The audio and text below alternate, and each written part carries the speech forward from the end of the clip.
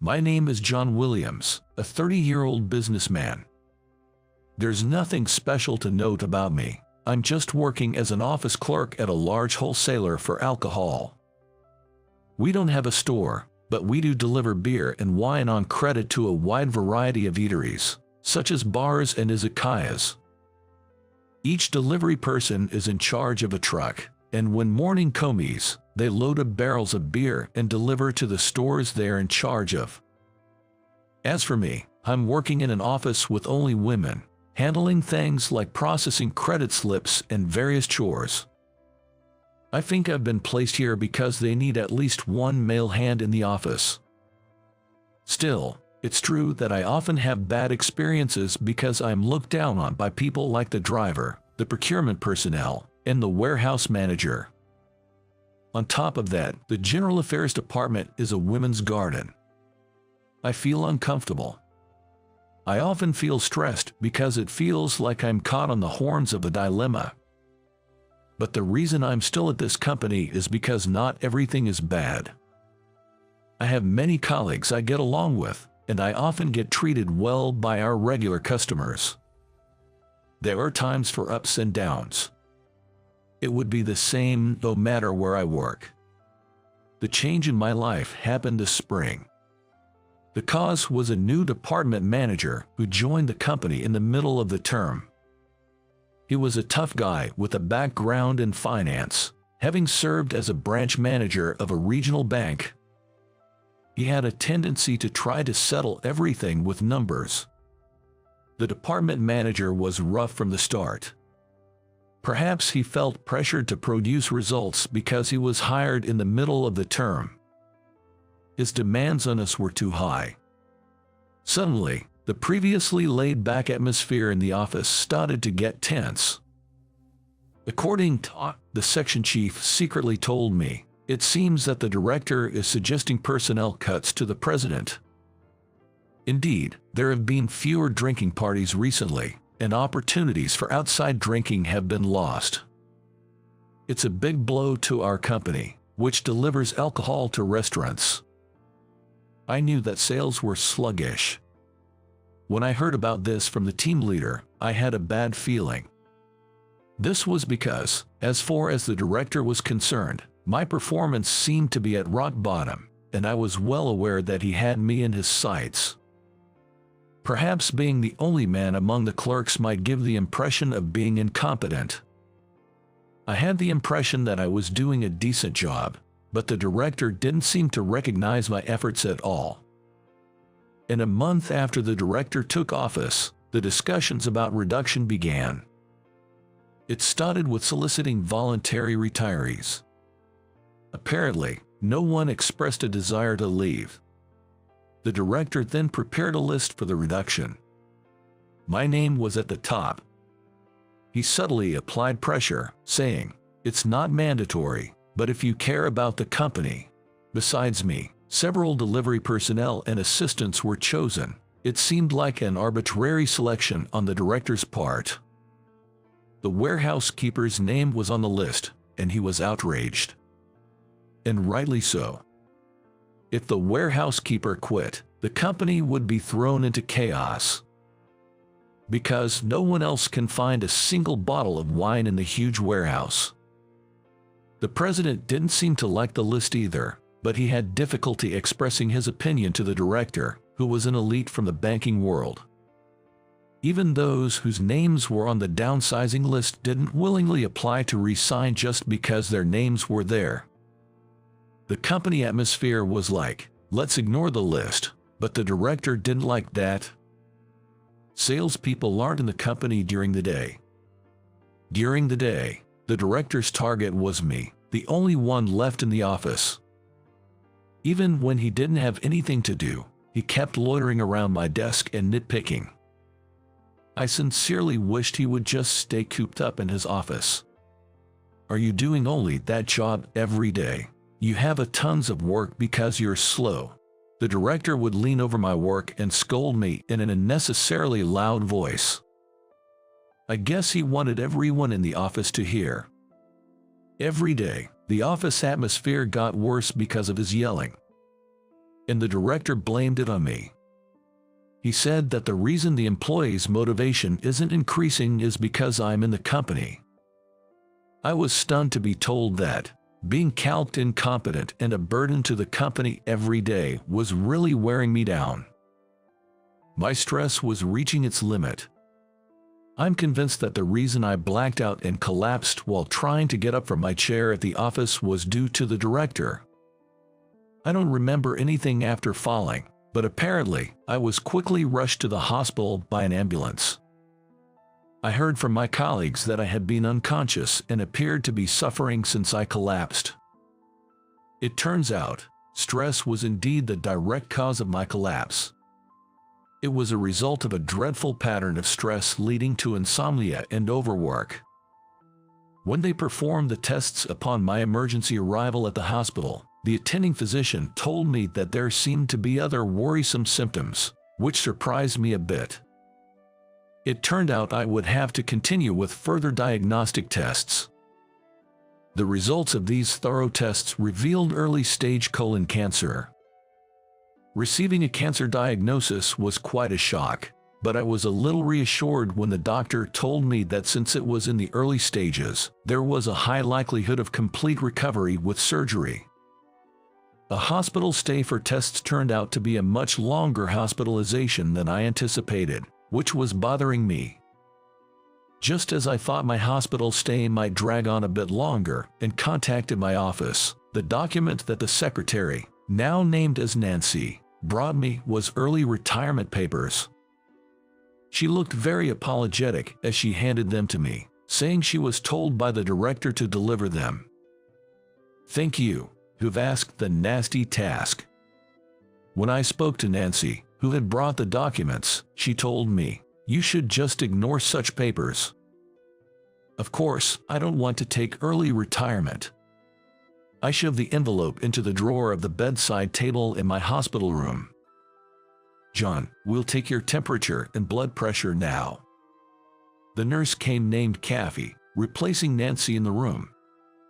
The first time I saw her, I was so struck by her beauty that I didn't even realize when the injection was over. Yes, please go ahead." I get overly nervous when Kathy comes in. Her being extremely beautiful is one reason why I get so nervous. On top of that, she never smiles. She's called Iron Mask by the inpatients.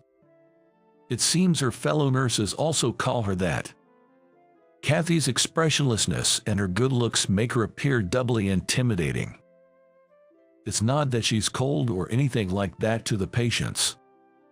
She's a strict yet kind nurse. The young attending physician told me that he's most afraid of being scolded by her. She doesn't raise her voice but seems to be able to express her anger in a quiet, matter-of-fact way. I thought I would be terrified if it were me. "Your pulse is a bit fast. Are you not feeling well?" Kathy, who was taking my pulse, quietly said so.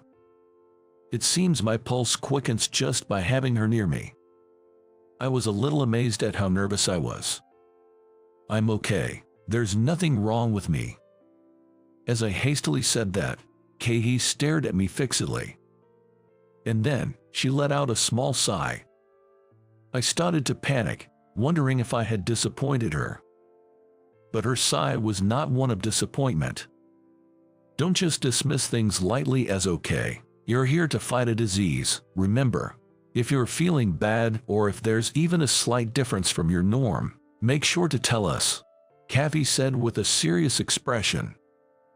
Then, she deeply bows in my direction, apologizing for her inadequacy. "Wait, why? You don't need to apologize for anything, Kathy. I understand there's a certain atmosphere around me that makes it hard for you to open up. I'm really sorry about that." I wonder if Kathy knows what people call her behind her back. I gently look at her face, wondering if she's hurt. Her usual expressionless face is there. I'll be a good patient." My words slip out awkwardly, as I don't know what to say. Iron-faced Kathy's eyes widen in surprise. Then she quickly returns to her usual expression and simply responds, "I appreciate that." I suddenly feel embarrassed and couldn't say a single word until Kathy left the room. Hospital life is surprisingly busy with continuous tests before surgery. Today, I didn't return to my room until past 3 p.m. after the tests. Dragging my test-weary body into my room, I find that there's already someone there. It's my boss. Just seeing him doubles my exhaustion from the tests. He notices me return to the room and, without any words of consolation, just says, "Hey." I don't feel like responding, but he's still my boss, even if he's not the most pleasant. As an employee, I don't have much room to argue. Quietly, I just sat down on the edge of the bed. "I'm sorry for the inconvenience, Director." That's the unwritten rule for employees, I suppose. My apology was met with a condescending nod from the director. "I've heard you're in for a long stay. Have you received the early retirement forms?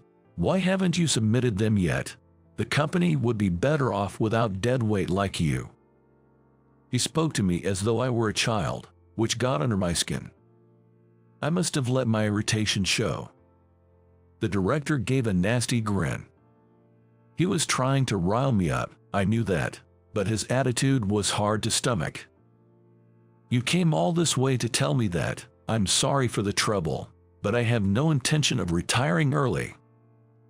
I tried to choose my words carefully, trying to stay as calm as possible. Really, I wanted to shout him down and send him packing. The director smirked as if he could read my thoughts, and he didn't stop. If I caused a scene here, he might use that as an excuse to fire me. The tension hung in the air between the director and me, like a standoff. The one who shattered that tension was Nurse Kathy. "Excuse me, I believe I asked you to call me with the nurse call button once you return from your tests. Have you forgotten?" The hospital room door burst open, and in strode Nurse Kathy, glancing back and forth between the director and me. "I'm sorry, but could you please leave the room?" Her voice was soft, but there was an undeniable authority in it. She shot the director a frosty stare, explaining, "He's tired from his tests." What a rude nurse. I'm this man's superior, and the director rose from his chair, glaring at Nurse Kathy. But she simply pointed to the door and repeated, "Please leave." "Boss, that doesn't matter here. This is a place where you follow the doctor's and nurse's instructions. You think being a boss works everywhere." The director's face turned beech red at that. It was like she'd called him out for flaunting his petty power. "How dare you? I'll remember your name." With a parting shot, the director stormed out of the room like he was running away. I listened to the receding footsteps, letting out a sigh of relief. "Would you like to lie down?" Kathy, as if nothing had happened, helps me to comfortably lay down. After laying down, all the exhaustion came to me. "Why don't you take a nap until it's time for dinner?" As she suggests this, she pulls the blanket up to my shoulders. I can't help but feel a little shy. "Thank you. That man, he's a bit of a problematic boss. I appreciate you sending him away." As Kathy is about to leave the room, I call out to her, and she slowly turns around. In her flat tone, she says, "It's my job." Right, but still, I wanted to say thank you. Upon hearing this, her hand, which was on the doorknob, stops. And slowly, she turns back towards me. Kathy looks at me with a strange expression. The moment I thought her feelings briefly showed on her face returns to its usual expressionless, iron mask. Without saying anything more, she leaves the room. Fortunately, the surgery was successful, and I continued my treatment towards recovery. My body was at its limit due to stress. Even after the surgery, I was told to rest properly. During my lengthy hospital stay, I set a goal for myself. That was to see Kathy's smile by the time I was discharged. I really wanted to see her smile. I also had a feeling that I wanted to grab her attention. Apparently, the director had visited the hospital several times after my surgery, but he never made it to my room. I was surprised to hear from another nurse that Kathy had turned him away every time. I was nothing but grateful to Kathy. I was attracted to her. All the strategies I came up with to see her smile ended in failure. Whether I prepared a horse mask or practiced magic tricks, everything was a bust. When I shared my Make Kathy Laugh project with other nurses, the news spread throughout the hospital. Getting advice from other patients, brainstorming strategies together, my hospital life quickly became more fulfilling.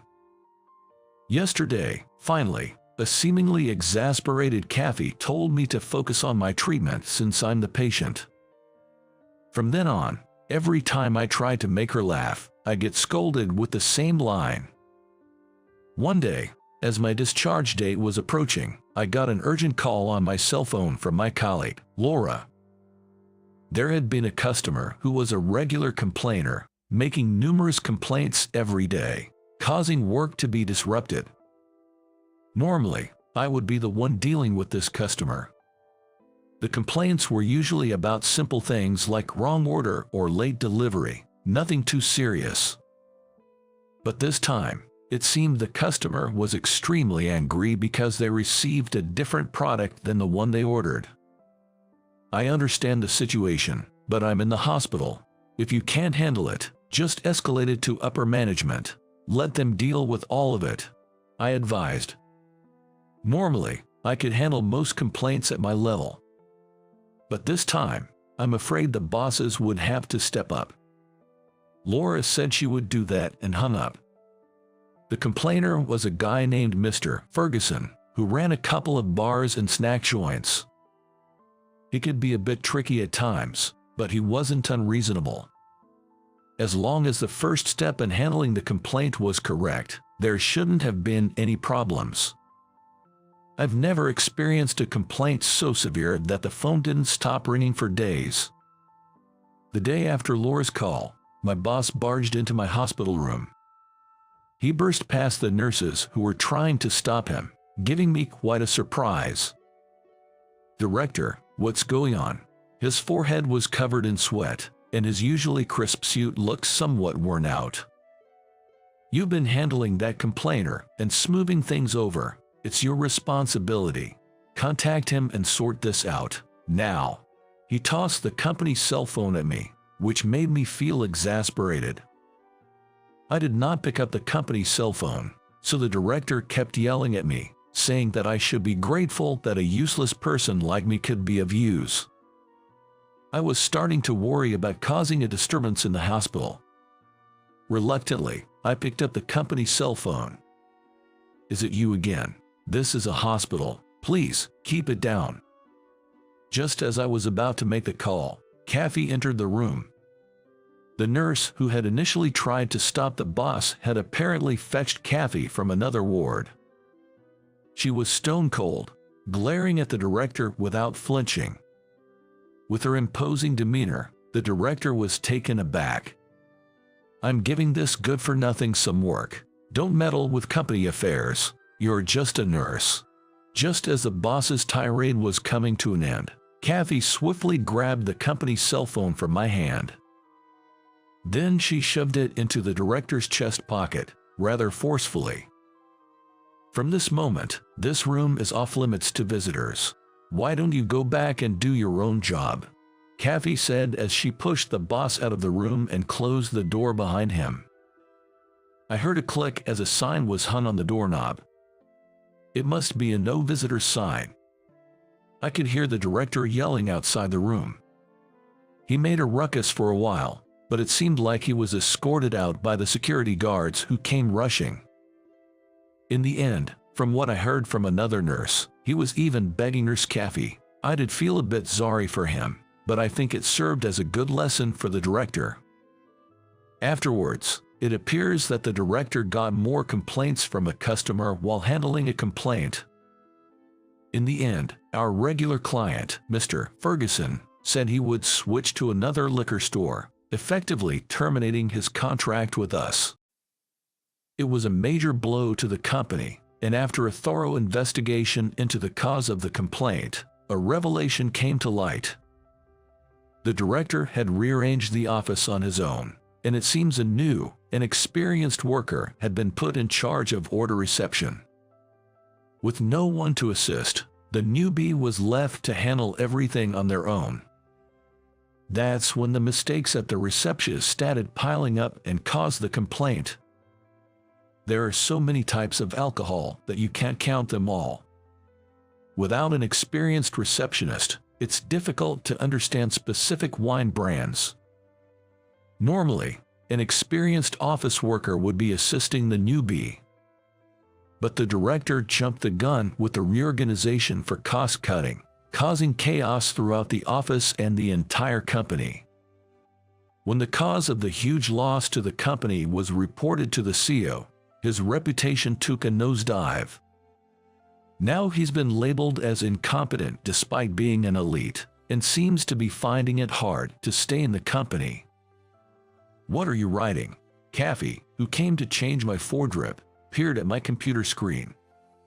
"I'm writing my own know-how on dealing with complaints. The method varies depending on the customer. Now, that director seems to have been assigned to handle complaints. The director, while retaining his title, has been told to take the lead in handling complaints. A colleague told me that he's been tormented every day by troublesome complainants. I think it would be a plus for both the customers and the company if I could contribute to handling complaints in any way." "Are you going to aid the enemy?" I get slightly embarrassed as she tells me this with a somewhat unresolved look. I'd rather see a smile on your face than that shocked look. In the end, I never got to see a smile on Kathy's face during my hospital stay. After a hospital life of over a month, I finally reached the day of my discharge. The attending physician and nurses who took care of me in the ward see me off at the hospital entrance. I'm about to get emotional as I even receive a bouquet of flowers as a discharge celebration. Kathy is also here among the people seeing me off. With her usual emotionless face, she stares at me. "I've been in your care a lot, Kathy." When I stand in front of Kathy to express my gratitude, I end up witnessing something unbelievable. "You did well, John. Congratulations on your discharge." With that, she softly flashes a smile, as beautiful as a blossoming flower. I'm about to drop the bouquet in my hands from the surprise. I thought to myself, what a terrible woman she was at the end. After all the effort, she wouldn't smile at me, but at the moment we'd never see each other again, she shows me a smile. Memories of my hospitalization with her cross my mind one after another. Once I start to recall the fun moments, I can't hold back anymore. I burst into tears in reaction to her smile. Seeing this, the people sending me off start to roar with laughter. I'm so embarrassed. Unable to hold myself back, I crouch down on the spot. Well, do not cry like that. People who work hard deserve a little reward. This is just a bonus. Kathy whispers this while gently patting my crouched back. A piece of notepaper, roughly inscribed with her familiar handwriting, has her cell phone number on it, and she gently places it in my hand. Below it are the words, "Contact me if you feel like it. I'll be waiting." By the time I stop crying in surprise and look up, she's already returned to the send-off line, waving with her usual emotionless face. I wave back at everyone while expressing my thanks, then get into a taxi. In the moment I get in, I call Kathy's cell phone. "You're impatient, aren't you?" After 5 rings, she answers the phone with a soft chuckle. I hadn't thought about how to ask her out and can't find the words in my sudden panic. Will you date me with the intention of marriage? This was the first thing that came out. Even the taxi driver turns around in surprise. I'm so embarrassed I wish I could disappear into a hole. Isn't that a bit too hasty, but okay. Perhaps I found the treasure of my life in a hospital and I was too lucky. A few years later, I can't help but grin imagining her standing next to me in a white bridal dress. How did you enjoy today's story?